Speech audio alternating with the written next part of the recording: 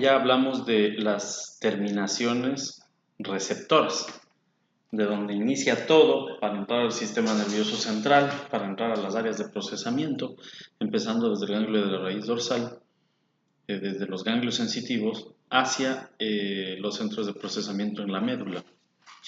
De este punto tenemos que hablar ahora de lo que sucede al salir la información una vez que ha sido procesada en la médula espinal. Esto ya nos hace pensar que los siguientes capítulos, los que se eslabonan al hablar de médula espinal, ya de sistema nervioso central segmentario, nos dará dos referentes un poco más detallados de cómo funciona esa central de procesamiento, ¿no? Los núcleos de la médula espinal y cada uno de sus segmentos. Pero ahora entonces centrémonos en qué sucede cuando la información sale. Todo va a ser dirigido por neuronas eminentemente efectoras, que han recibido ya el influjo, la coordinación, modulación, inhibición, la información aferente sensitiva de las neuronas de la porción alar. Y ahora entonces se disponen a dar respuesta. Entonces esta respuesta va a ser dada, va a ser establecida en órganos efectores que se dividen en estos 4 grupos, ¿ya? Los 3 primeros corresponden a músculos, es decir, que van a ser respuestas de tipo motora, y una glandular que su función será pues de tipo secretor. Vamos ahí entonces a definir algunas cosas. Cada uno de los grupos musculares va a responder de forma diferente.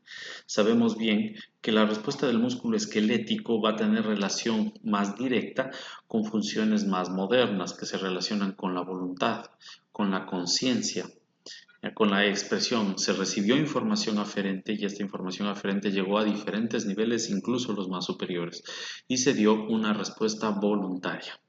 ¿Ya? Aparte de esta respuesta voluntaria, la respuesta será de tipo somática, es decir, los arcos reflejos que no llegan a niveles altos de conciencia tendrán una respuesta también en la motilidad esquelética.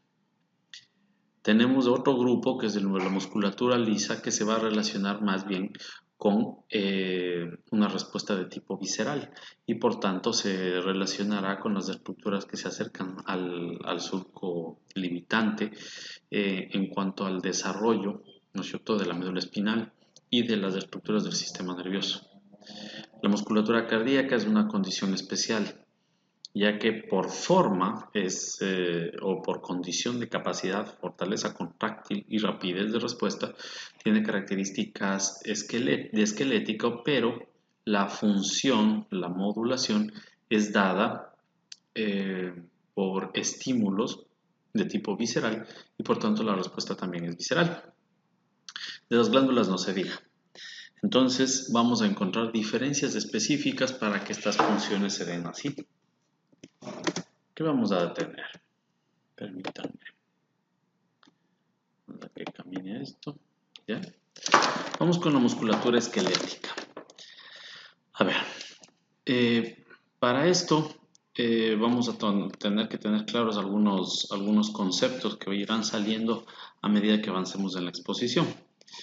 La musculatura esquelética va a tener una condición. Hay variaciones en la cantidad de fibras nerviosas que lleguen a un grupo de fibras musculares. ¿Por qué?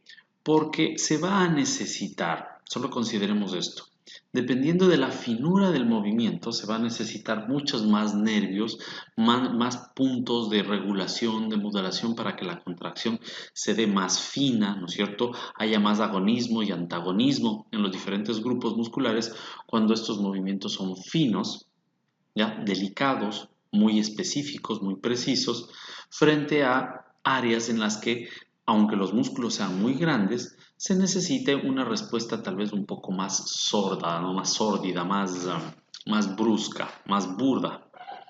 Esto ya nos hace pensar que va a haber dos tipos de fuerzas musculares o de respuestas musculares.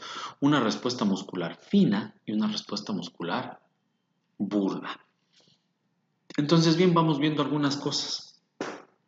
Ya nos hacen una anticipación al decirnos que las fibras musculares que van a ser inervadas pueden recibir una inervación única o puede ser múltiple. Hay variación importante. El hilio neurovascular también nos va a dar un referente de lo que vamos a tener en cada uno de los músculos. El músculo esquelético tiene un hilio neurovascular y vamos a encontrar fibras de qué tipo. Vamos a encontrar las fibras A alfa, que van a estar llegando hacia el músculo, las fibras A gamma, que van a buscar a sus usos neuromusculares, las fibras aferentes A beta y A delta, que tienen que dirigirse llevando sensibilidad, y también fibra C. Dentro de los paquetes, si es que es neurovascular, también tendremos que ver que hayan venas y arterias que se encarguen de la nutrición y por ende fibras que se relacionen con estas funciones, con la función de la contractura del músculo liso de la pared del vaso sanguíneo. Aparte de la sensibilidad propia del músculo que tiene que poder recibir dolor, percibir tacto burdo. ¿Ya? Por eso estas variaciones de fibras A, alfa, beta, gamma, delta. Bueno, si es que seguimos con el proceso, precisamente acá en la misma diapositiva nos describe las fibras que vamos a encontrar, ¿no? Fibras motoras, alfa, gamma, y le incluyen a la fibra C. Las fibras C van a ser motoras en este caso porque recordemos que hay vasos sanguíneos y los vasos sanguíneos tienen musculatura lisa y las fibras postganglionares que controlan a la musculatura lisa van a ser de tipo C. Aparte de eso, algunas fibras C van a ser para el dolor, ¿no? Y vemos acá las fibras sensitivas, ¿cuáles van a ser? Las fibras de tipo A delta, ¿ya? Las anuloespirales, ya que sabemos a dónde van, ¿no es cierto? Y también fibras mielínicas neurotendinosas que van a ser de los cuerpos tendinosos de Golgi, que van a tener su cualidad más bien A beta, ¿no es cierto? Y vamos a encontrar tanto fibras mielínicas y amielínicas que van a tener relación con el tejido conectivo para percepción del dolor o para otras funciones vegetativas. ¿Ok? Entonces, en cuanto a las fibras motoras y sensitivas, podemos definirlo hasta por lógica. ¿Ya? Y quedémonos con la fibra del final de la diapositiva que describe una fibra, pocas o muchas fibras musculares, según la precisión o importancia del movimiento. Se refiere a una fibra muscular ya con relación a una cantidad determinada de fibras nerviosas. Vamos a esto y ahí vamos a pasar al concepto de unidad motora. A ver, tenemos el movimiento de la cara. El movimiento de expresión facial es algo muy fino, es algo elaborado. Los animales tienen también su capacidad de expresión, pero la expresividad humana es resultado de su evolución. Y los grupos de los músculos faciales, quien ha hecho disección de la cara sabe que son súper delgaditos y difíciles de disecar, pegados a las estructuras cutáneas y a las estructuras conectivas subdérmicas. Entonces, ¿qué sucede? Esos grupos musculares esperaríamos que por ser poquitas fibras tengan poca inervación. Es al contrario. Esos grupos pequeñitos de fibras que necesitan tanta precisión y tanta regulación tienen más fibras nerviosas que le llegan. Ahora comparemos eso con el cuádriceps sural. Ya, el cuádriceps crural se encarga de patear, ¿ya? O de mover la pierna para caminar. Son movimientos que de una u otra manera son burdos, solo exigen bloques de contracción. Entonces, la finura, pese a que la cantidad de músculo para que haya fuerza adecuada es alto, la cantidad de fibras nerviosas es pequeña. Y esto nos da el concepto de unidad motora. La unidad motora que va a corresponder a la cuantía o a la cantidad de fibras o a la unión de una fibra nerviosa con una cantidad determinada de fibras musculares. La cantidad de unidades motoras o de la densidad de unidades motoras será siempre muchas fibras nerviosas en pocas fibras musculares, dependiendo de que sea muy moderno o un movimiento muy sofisticado, muy fino, y pocas fibras nerviosas, ya que van a ser uniones neuromusculares, también en poca cantidad en grupos musculares voluminosos. ¿Ya? Toda esta relación o esta disparidad es porque mientras más fino es el movimiento y menos la cantidad de fibras para que se dé ese movimiento, se necesitarán más fibras nerviosas para que se realice. Esto explica también por qué una persona que se paraliza, ustedes que ya habrán revisado los síndromes, como el síndrome de Weber o como el síndrome de Miller-Gubler, tienen parálisis, ¿no es cierto?, brachiocrural. Estas parálisis afectan principalmente la mano y el pie. Y esta afectación es porque las fibras que están bajando, las fibras piramidales que van a controlar a las motoneuronas a nivel medular, se van a centrar principalmente en las unidades motoras que van a áreas tan finas, tan delicadas como la mano, ya en grupos musculares pequeñitos pero que necesitan mucha precisión como los interóseos, los lumbricales, los músculos tenar e hipotenar, frente a la afectación que esa misma paresia de ese síndrome tiene en el brazo y en el muslo, en el que hay paresia, pero no es tan notoria porque la pérdida de fibras no es tan significativa. Ya los grupos musculares van a responder en su flexión y extensión de una u otra manera con las fibras que hayan quedado. En cambio, en la mano y en el pie sí se nota. Las unidades motoras están formadas de uniones neuromusculares. ¿Y qué son las uniones neuromusculares? Pues las sinapsis neuromusculares. Entonces, las uniones neuromusculares van a estar dadas por el patrón de inervación del músculo esquelético y tienen una anatomía específica, ¿no es cierto? Vamos a encontrar primero, ¿no es cierto?, que las fibras que salen de las astas ventrales de los cuerpos neuronales, principalmente motoneuronas del tipo alfa, que van a dar fibras, por lo tanto, de tipo A alfa, ¿ya?, van a emitir estas fibras que van a salir hacia los nervios periféricos. Recordemos que no solamente del asta ventral de la médula, sino también de los núcleos motores de los nervios craneales, ya que también son somáticos, recordemos eso. ¿Ya? Se van a dirigir entonces de ahí hacia el exterior, tomando el nombre de la motoneurona inferior. Ojo con esto, la neurona de los núcleos motores de los nervios craneales y de la asta ventral se denomina motoneurona inferior. Es la ejecutora, es la que trabaja como neurona motora. ¿Ya? De aquí se da entonces una distribución de las fibras nerviosas hacia los músculos. Obviamente salen por el nervio y van a buscar al músculo esquelético. Y se van a dar las uniones neuromusculares.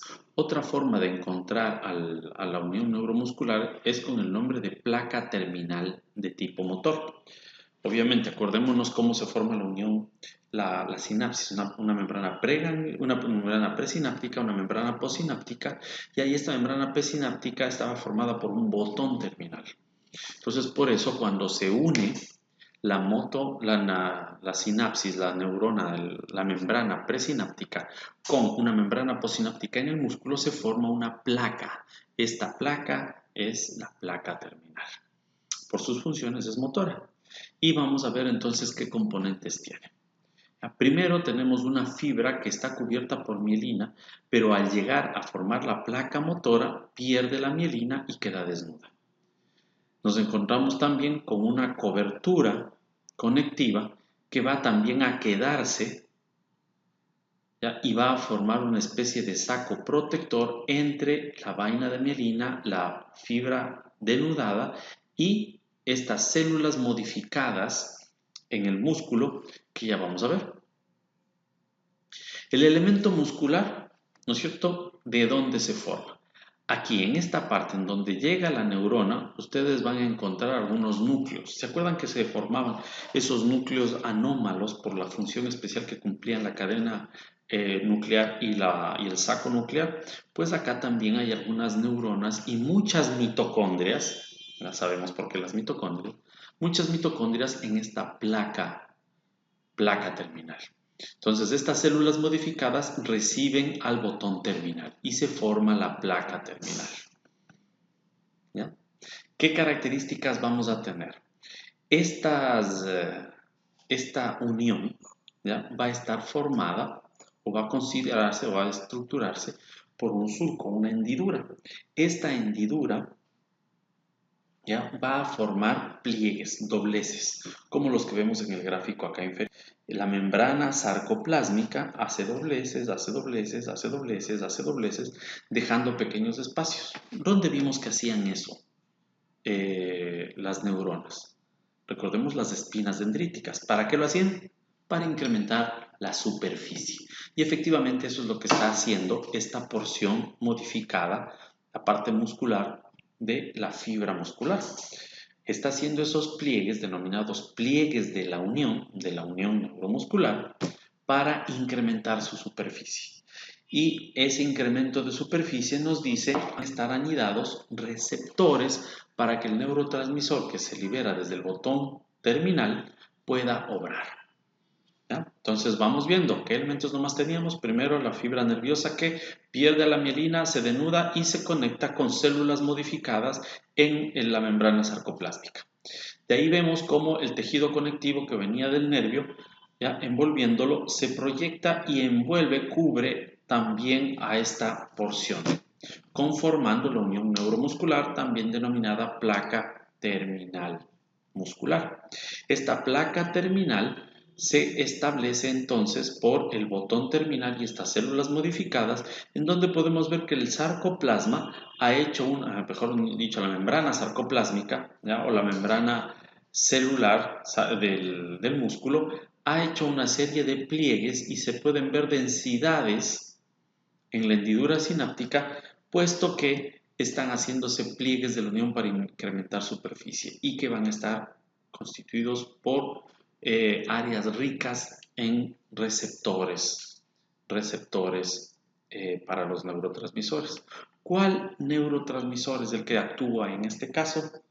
Necesitamos un neurotransmisor que sea de acción rápida, que actúe sobre receptores nicotínicos para que entre abruptamente el sodio en la fibra muscular. Es decir, queremos una despolarización de la fibra muscular.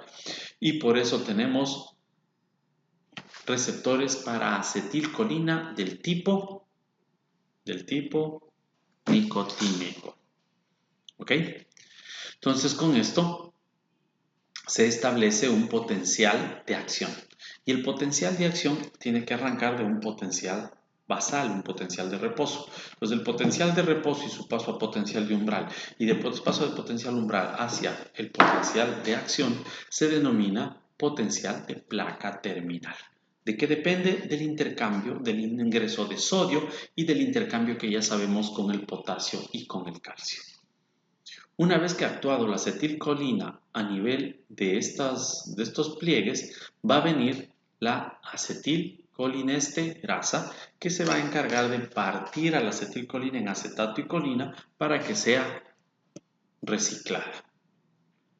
Entonces podemos ver acá ya un gráfico más bonito como las vesículas sinápticas forman la unión neuromuscular, forman la placa terminal, se ven los pliegues de la unión, vemos esta gran cantidad de receptores y cómo las vesículas de acetilcolina se liberan. ¿Ok? Aquí nos faltaría solo el tejido conectivo que ha sido removido para que podamos ver la 3D. ¿Ya? Aquí podemos ver entonces cómo las terminales se encargan de liberar a la fibra muscular y trabajar con las mitocondrias para que empiecen a obrar el milagro de la contracción. Ojo que algo no se ha dicho. Estos efectos se están dando a este nivel y aquí tenemos canales de sodio. Pero estos canales de sodio, al permitir que entre el sodio, generan despolarización en la membrana. La despolarización en la membrana, ¿recuerdan qué sucedía cuando ustedes ya tenían una fiesta bien armada, pero necesitaban que esta siga al siguiente nivel? Tenían que llamar a dadicalcio para que se dé movimiento de las vesículas contra la pared. Entonces, lo mismo sucede en este caso con la fibra muscular. Necesitamos la ayuda de dadicalcio. ¿Y qué sucede al entrar el sodio? Se activan canales de sodio, se abren cisternas de calcio, en el interior de la fibra muscular. Esta fibra muscular, recordemos que tiene esta serie de túbulos. Miren, son cisternas alargadas que atraviesan la sección o el diámetro transversal de la fibra y se proyectan después a lo largo, formando, miren, un palito así y un palito travesaño, como una T, por lo que se llaman las cisternas o túbulos T, ricos en calcio. Al entrar el sodio y generar la despolarización en este pequeño punto, lo que provocan es que se abran los canales y la actina.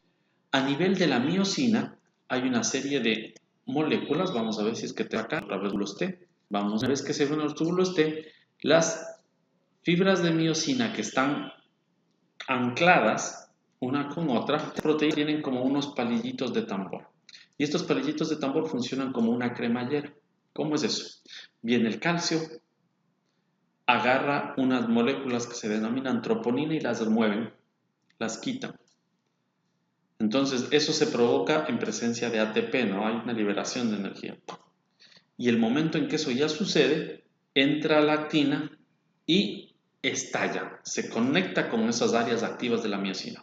Estallan y se vuelven a conectar. Estallan y se vuelven a conectar. Estallan y se vuelven a unir a la siguiente, provocando el efecto de una cremallera en la actina.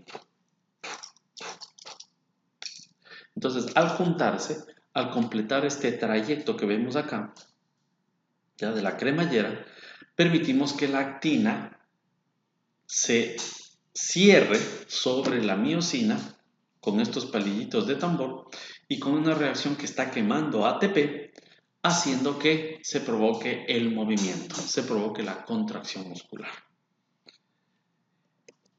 Esta contracción muscular entonces ha seguido ¿qué pasos? Primero, la acetilcolina fue liberada por las vesículas a nivel de la placa motora.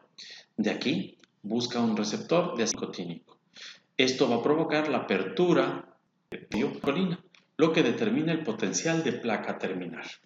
El potencial de placa terminal, si es que hay suficiente acetilcolina, y los que presentaron a lo que me refiero, ¿cierto?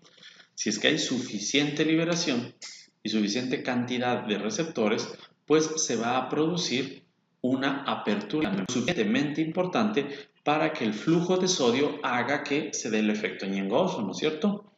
Entren primero suficientes ñengosos dentro de la fibra muscular para que la fiesta no pueda detenerse, entremos a potencial umbral, se abra la se va a estimular las cisternas o los túbulos T, provocando que el calcio sea liberado hacia el sarcoplasma y en el sarcoplasma se provoca la contracción de la fibra muscular ya que el calcio libera los sitios activos de la miosina gracias a la remoción de la troponina que provoca. Y con esto se da la contracción en cremallera con consumo de energía. Este efecto no puede ser permanente y el siguiente paso es que se provoque una hidrólisis. La hidrólisis sabemos que es el fenómeno por el cual las proteínas son desnaturalizadas, son fragmentados enlaces y se les incluye agüita ahí, ¿no es cierto? Entonces, lo que sucede es que viene la acetilcolina esterasa y parte a la acetilcolina en acetato y colina.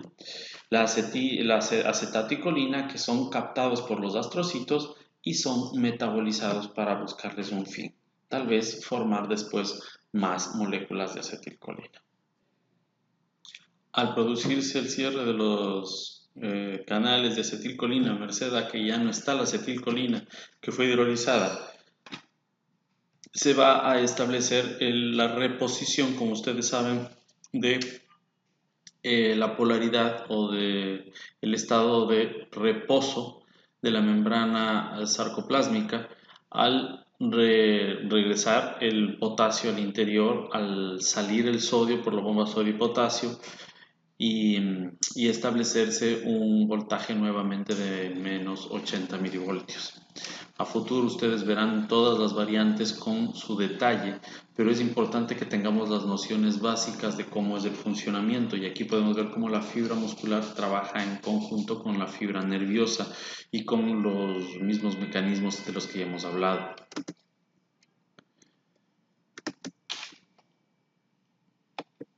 Lo que vimos, ¿no es cierto? Cómo se da, sale la neurona, motoneurona inferior, emite sus fibras que van a llegar a ser varias unidades motoras que van a formar uniones mioneurónicas. o neuromusculares, que van a estar conformadas por estos botones terminales rodeados de tejido conectivo, células de Schwann modificadas, que van a alcanzar un sitio también modificado de la fibra muscular, la cual va a tener gran cantidad de mitocondrias y receptores en los pliegues de la unión para la emisión de la acetilcolina, su efecto en los canales de sodio y luego afectación de la acetilcolinesterasa para que deje de actuar, mientras que se da la despolarización a nivel de la membrana sarcoplásmica y consecuentemente la contracción por liberación del calcio de los túbulos T.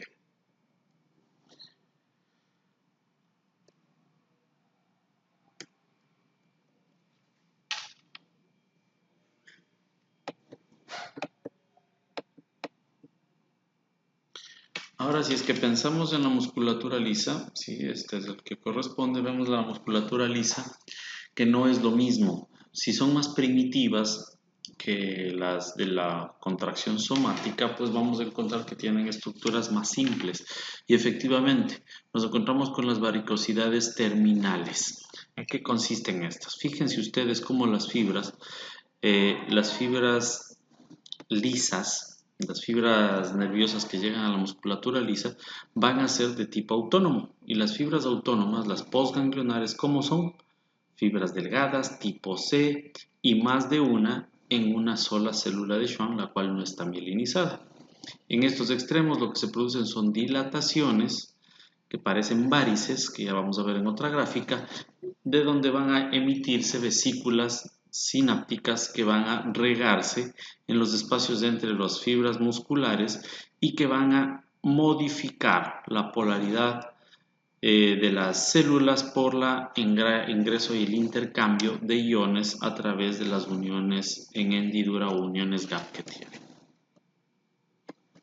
Aquí podemos ver las varicosidades, cómo se ponen anexas a la fibra muscular lisa, se libera el neurotransmisor, afecta a una fibra muscular, la fibra muscular permite que entre sodio, este sodio afecta a esta fibra muscular y provoca que también se afecten las otras. ¿Ya? La liberación a estos niveles va a ser de receptores de tipo muscarínico, los cuales van a significar neuromodulación y por tanto contracciones más pausadas, más variables. La fibra muscular, si nos damos cuenta, casi no se diferencia de la fibra lisa, también tiene varicosidades. Estas varicosidades van a liberarse en estructuras musculares unidas con uniones de hendidura bastante estrechas y proximidades también entre ellas. Es decir, es un híbrido entre el músculo liso y el músculo estriado.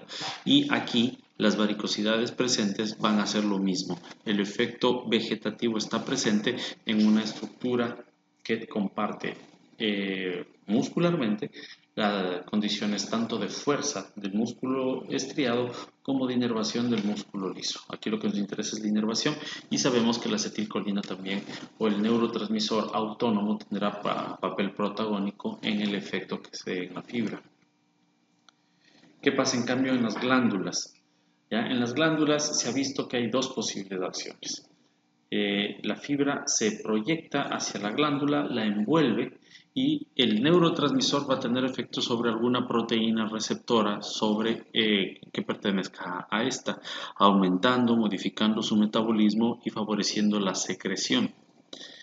Otro efecto que se ha visto que tiene importancia o que se lo ha verificado es que estas terminaciones varicosadas lo que hacen es alcanzar a los vasos sanguíneos y el vaso sanguíneo al relajarse provoca dilatación y un mayor flujo. Con mayor flujo, más disponibilidad de glucosa, más disponibilidad de insumos, la producción glandular se incrementa. Una glándula más irrigada es una glándula que produce más. Entonces, lo que se produzca por esta inervación va a incrementarse por el mayor flujo sanguíneo. Sin olvidar que pueden también tener efecto de los neurotransmisores a nivel de la membrana glandular. Esta parte, doctores, es sumamente importante. Y a su vez es algo que ustedes ya tienen, son valga la redundancia, y determinadas estructuras por correspondencia aferentes y la respuesta motora que se le dé por esa misma correspondencia tanto del mismo lado como contralateral al área distribuida, tenemos que dentro de estos componentes de la metámera también tendremos un dermatoma. ¿Ya? Volvamos a acordarnos, ese segmento medular específico va a tener una fibrita aferente que va a traer información de un mismo cartílago, de una misma parte de piel, de una misma parte muscular, de una misma parte conectiva, de un mismo hueso, y de ahí esa información saldrá a un área motora que tiene correspondencia con unas estructuras musculares para ejecutar específicas para unas áreas glandulares específicas. Entonces, la inervación de los dermatomas va a establecer que este segmento, por ejemplo, agarramos el segmento T, sea la porción del somita que se encargó de organizar al dermatoma y por debajo de eso a un condrotoma y a un miotoma específico. Y va a recibir la información que va a irse al segmento medular T1, ¿verdad? Así, si es que le vemos en el gráfico, va a estar bien difícil que nos memoricemos. Entonces vale la pena acordarnos de nuestro periodo embrionario. En periodo embrionario, miren aquí esta manita, sale como una gemación, pero nosotros éramos un cilindro. Este cilindro solamente era cuestión de cortarlo como una pila de monedas, como vemos acá, y ya teníamos la división de los dermatomas, ¿no es cierto? Desde la cabeza hacia abajo. Pero cuando ya sale la mano, como sale como gemación, o sea, una puntita de aquí, después va creciendo más, se forma el codo, la mano y se extiende, pues de la misma manera los segmentos van a proyectarse hacia esa gemación, extendiéndose pues C2 a T2, que es lo que corresponde al plexo braquial, L1 a S5, las correspondencias del plexo lumbosacro y del plexo pélvico, que se están proyectando, ¿no es cierto? Que se están dirigiendo hacia esas gemaciones y por eso es el influjo, la afectación que tienen. ¿Ya? Entonces, para podernos acordar de los dermatomas, no tenemos que acordarnos de la posición anatómica, sino imaginarnos a este ser humano como que estuviera en una posición que se aproxima más a la posición fetal, siguiendo estas líneas de lo que crecieron estas gemaciones. Entonces, si es que yo extiendo el brazo, ya sé pues que este segmento siempre será C5, este pedacito de acá siempre será C6, esto de acá abajo siempre será T1. ¿Ya? Miren nada más el gráfico que tenemos acá. Extendiendo el brazo, podemos tener una proyección más clara de el segmento C5 y el segmento T1. ¿Ya? Y el C6 y el C7. ¿Por qué? Porque identificar por qué creció esa gemación. Solamente entonces que provocaba por el estiramiento de la cápsula del uso neuromuscular, que se estiraran también fibras internas que tenían un grupo de núcleos denominados bolsa y cadena nuclear, que al estirarse activaban a los receptores anuloespirales y estos determinaban que la fibra que va al ganglio de la raíz dorsal estimule una sola neurona, haciendo un sistema monosináptico que disparaba una respuesta. Ese reflejo, ¿cómo se llamaba? Reflejo miotático. Ahora estamos abocados a ver los dermatomas. Y en los dermatomas nos encontramos con que ya no es un reflejo miotático, sino es un reflejo músculo-cutáneo. Es decir, yo voy a estimular un dermatoma, pincho aquí y la persona tendrá que tener una respuesta. ¿Ya? ¿Por qué es importante y que quiero por favor que me sigan aquí? Cuando se daba el reflejo del uso neuromuscular, cuando golpeábamos con el martillo, entraba la información y buscaba una neurona aferente a una neurona eferente para modularle y activarle. Era una sola sinapsis. Entonces, ¿qué pasaba? Esa neurona o bien subía o bajaba, pero directo iba a la neurona efectora. ¿Ya? ¿Por qué subía o bajaba? Por el pacto de Lissauer. Entonces, cuando yo activo un tendón específico, la respuesta que va a darse por la contractura muscular es bastante aproximada al nivel en donde está la inervación de ese tendón. Me explico. Si es que yo valoro el tendón rotuliano, que sé que tiene, que se corresponde con el condrotoma, ¿ya? Y el esclerotoma de L2, la respuesta va a ser con los músculos de L2. Entonces, si es que hay respuesta muscular, quiere decir que L2 está bien. ¿Ya? Solo fue un arco. Simple, muy simple. Subió y bajó muy poquito en la médula. ¿Qué sucede en el dermatoma?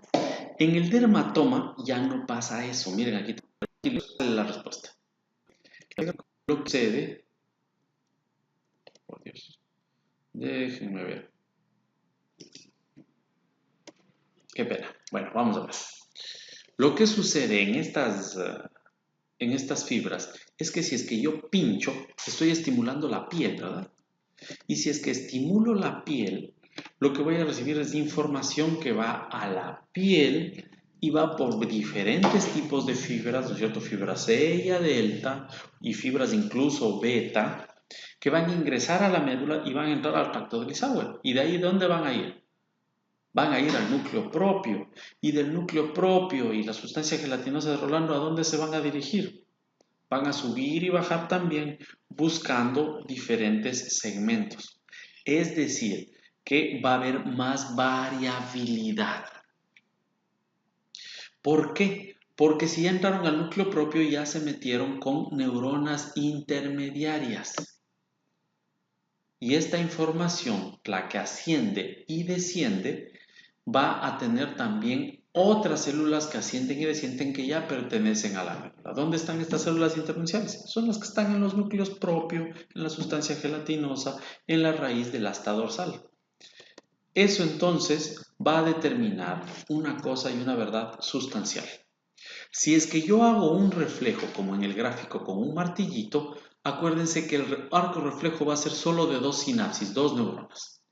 Es verdad que también funcionan células internunciales en este reflejo, pero si es que pueden borrar de su mente esta neurona, me ayudan hartísimo.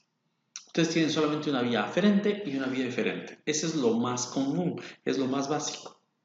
Entonces, el reflejo en el arco reflejo, cuando estoy golpeando un tendón, estoy utilizando solo dos neuronas y estas suben y bajan, pero poquitos segmentos.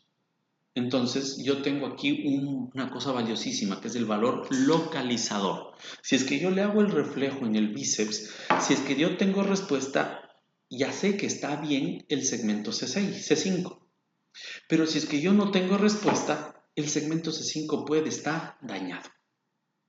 Ahora, si es que yo hago eso, intento hacer lo mismo, pues se está quedando. Si es que yo intento hacer lo mismo con esto de acá, en la piel, como hay varias neuronas, varias formas de sensibilidad que están entrando, llegan al ganglio de la raíz dorsal, se meten al núcleo propio y se distribuyen 3 o 4 niveles de arriba y abajo, ¿qué va a suceder? Yo puedo pinchar aquí, ¿ya? Y yo tener una respuesta que me diga que el segmento estimulado, el segmento C5, está bien. Pero resulta que el segmento C5 sí se dañó. Lo que sucede es que C4 como baja y C6 como sube me ayuda a compensar. ¿Sí? Entonces, ¿cuál me ayuda a localizar mejor la lesión? El reflejo miotático, el reflejo osteotendinoso. El reflejo músculo-cutáneo, no. Esto es una condición que el momento en que usted estudie semiología neurológica se le puede hacer un verdadero lío, pero tiene que ir ahorita bien claro. ¿Ya? El reflejo osteotendinoso tiene mejor valor localizador que el reflejo músculo-cutáneo. Y por eso el reflejo osteotendinoso, ahora vamos al cuadro, se lo hace, miren, en miembro superior y en miembro inferior. El reflejo miotático se hace en los miembros, porque ahí tengo tendones para valorar esos cuadros. En el tronco yo no tengo articulaciones para poder valorar. O sea, yo no puedo hacer un tendón para agarrar un ligamento interespinoso. Eso no funciona así.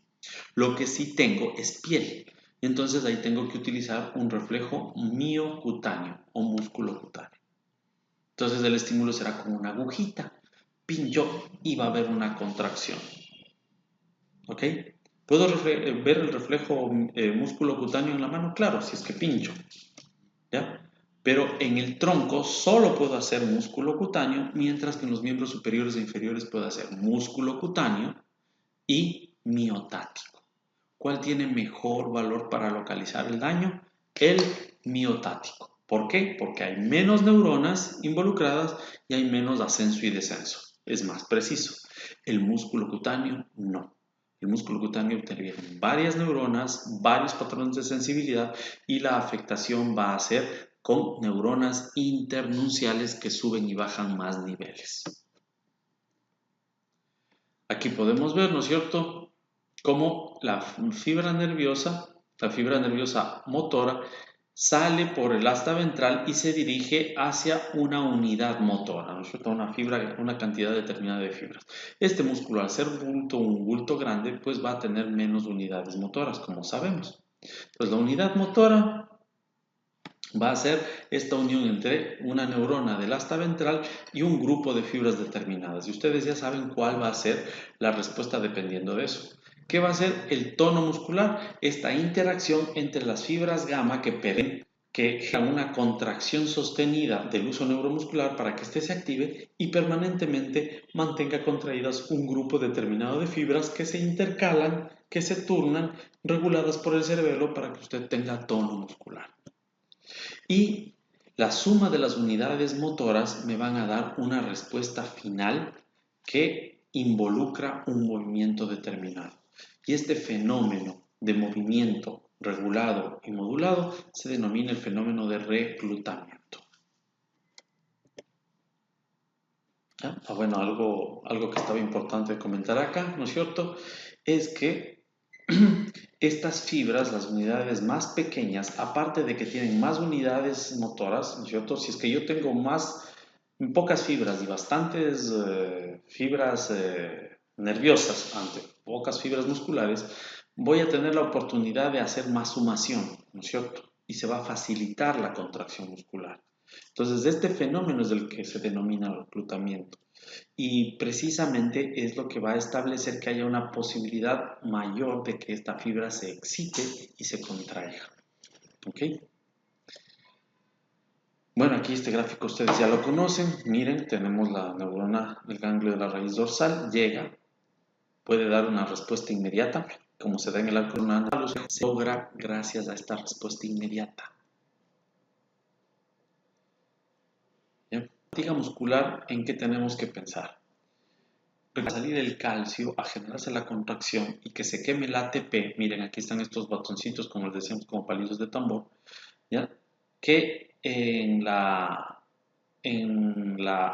la actina y miosina permiten que la actina, ¿ya?, se agarre de la miosina y con el ATP se vaya contrayendo por activación de esos puntos positivos que hacen un fenómeno de cremallera. Pero la mitocondria, si es que se le somete a mucho trabajo al músculo y no tengo suficiente aporte de glucosa y oxígeno para que ese músculo reciba, ¿no?, a través de los vasos sanguíneos y se pueda estar haciendo el intercambio respectivo para que siga produciéndose ATP, el músculo ya deja de hacerlo, no alcanza. Y ahí es cuando viene la fatiga muscular, por consumo de ATP. ¿Cuál es el resultado? El músculo deja de contraerse, ¿ya? Y en su intento de seguir obedeciendo al jefe de moverse, pues empieza una vía anaerobia que nos provoca la acumulación de ácido láctico. Como sabemos, el ácido láctico irrita las fibras del dolor, provocando dolor muscular. En cuanto a la postura, recordemos, si tenemos los usos neurotendinosos que nos mantienen esas contracciones, tenemos que tener un jefe en niveles superiores que regule la contracción. Entonces necesitamos órganos diversos, como aquí tenemos el oído, necesitamos el núcleo vestibular. Tenemos todas estas fibras que nos están mandando información a través de los usos neuromusculares hacia la médula, ¿ya? Y toda esta información tiene que llegar y se procesa en la corteza y usted concientice su postura. Pero así no la concientice, usted la desarrolla normalmente. Y eso se da gracias a que toda esta información que está entrando a la médula sube a estos niveles superiores y después estos niveles superiores se encargan de modular. Cuando hay una falla en estos circuitos aparecen alteraciones como distonía, es decir, la persona no sabe inconscientemente qué estructuras contraer y se produce una hiperextensión, una contractura permanente una espasticidad de los grupos musculares porque no saben cómo organizarse, provocando dolor. Otro problema cuando el cerebelo se daña es que el tono disminuye y es una persona que tiene dificultades para mantener el tono organizado y los reflejos son medio dormidos, como si se moviera un péndulo, no tienen esa reactividad. ¿Ya? Entonces, cada sector, cada área se encarga de modular en intensidad o en disminución, en modulación, bilateralidad, en capacidad contráctil a todos los grupos musculares gracias a la información que está ascendiendo a través de la médula. Entonces el trabajo de coordinación será de las áreas superiores, que como sabemos son de tipo alar. Y eso nos otorga que el paciente pueda tener un tono muscular, que se pueda sentar, que se ponga de pie y que tenga un centro de gravedad sostenido que se llama eubasia. ¿Ya? Y aquí podemos ver cómo tras de esto es motivo de amplio estudio por traumatólogos y neurocirujanos de columna, ¿ya? En las que las funciones cerebrales, las funciones neurológicas son decidoras para mantener este eje. Aquí, doctores, este gráfico para que recordemos lo mismo, ¿no? Tenemos una vía ascendente, miren, acá está neurona, ya se ha encargado de recibir del uso neuromuscular y sube la información, ¿no es cierto? Entonces, aparte de que llega a la neurona, miren, a la neurona motora inferior, también mandan información ascendente. Y de aquí va a venir a información córtico-espinal. Esta información córtico-espinal que viene a regularle a la motoneurona inferior es la motoneurona superior. Entonces vamos a tener motoneurona superior y motoneurona inferior. Vamos a tener también otras fibras, ¿no es cierto? Las reticuloespinales, las rubroespinales, las vestibuloespinales laterales. Todas estas van a llegar a neuronas internunciales que van a terminar regulando la función.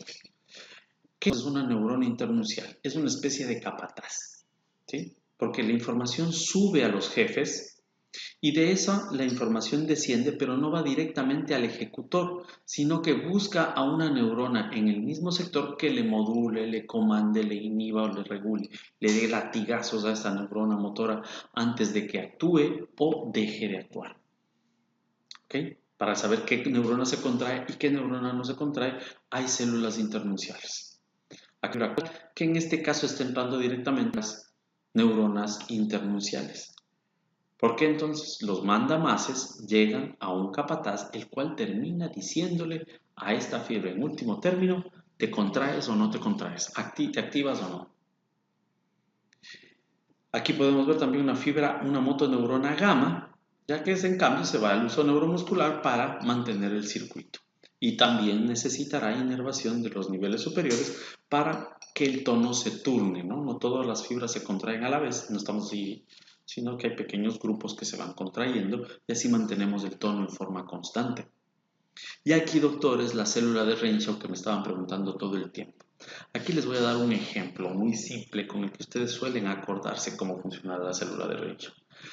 La célula internuncial habitual es del capataz, ¿no es cierto? Llega la información de los jefes y le latiga a la neurona efectora. En cambio, la célula de Renshaw es como mi buen amigo de chupa. Usted está enamorado de una chica, usted está enamorada de un chico y se pasó de copas en la fiesta. Entonces, antes de pasarse de copas, le dice a su amigo o a su amiga, verás, cuando ya esté tomado, no me dejes irme a hablarle, porque yo ya sé que me voy a tomar y voy a hacer tonteras. ¿Sí o no? Entonces, su buen amigo Juanito o su buena amiga Juanita Renshaw, ¿qué hace? Le cuida.